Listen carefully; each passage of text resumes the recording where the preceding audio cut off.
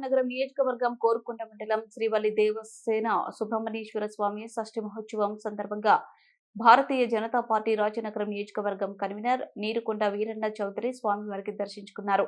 ఆయనను ఆలయ కమిటీ పెద్దలు ఘనంగా స్వాగతించారు. వీరితో పాటు నీరుకొండ బాబ్జీ, పచారి నరసింహమూర్తి, చింతలదేవి కన్నారావు, తగరంపూడి గణపతి పాల్గొని స్వామివారి ప్రత్యేక దర్శనం, ప్రత్యేక పూజలు నిర్వహించారు. అనంతరం వారు మాట్లాడుతూ ఈ స్వామివారి చేసుకోవడం పూర్వజన్మ సుకృతం అని, గ్రామాల నుండి భక్తులు అధిక సంఖ్యలో స్వామివారిని దర్శించుకోవడం చాలా ఆనందంగా ఉందని, త్వరలో నూతన ఆలయం నిర్మించనున్నట్టు ఆలయ కమిటీ వారికి అన్ని విధాల సహాయం చేస్తారని ఆయన తెలిపారు.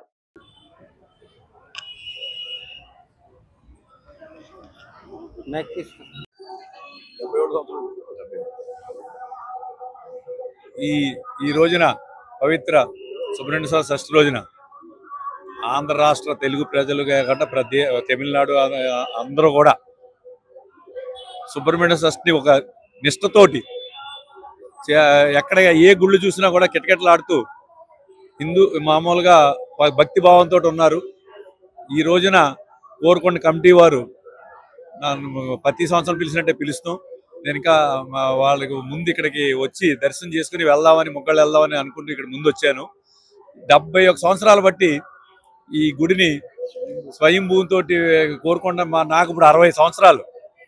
అంటే నాకు 10-12 సంవత్సరాలు వచ్చినప్పటి నుంచి మేము ఎప్పుడూ నిరంతరం వచ్చి దేవుడిని దర్శించుకుంటాం, మాకు అలవాటు.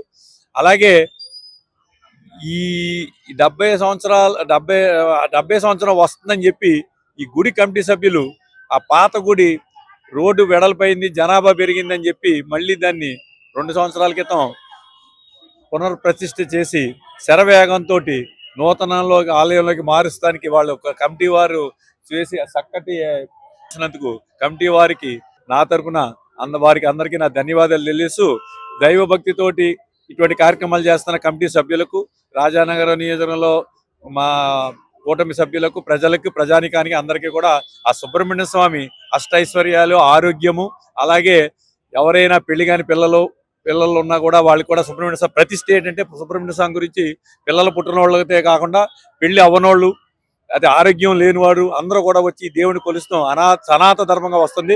భగవంతుడు సుబ్రహ్మణ్య స్వామి అందరినీ చల్లగా చూడాలని కోరుకుంటూ మనస్ఫూర్తిగా మీ అందరికీ శుభాకాంక్షలు.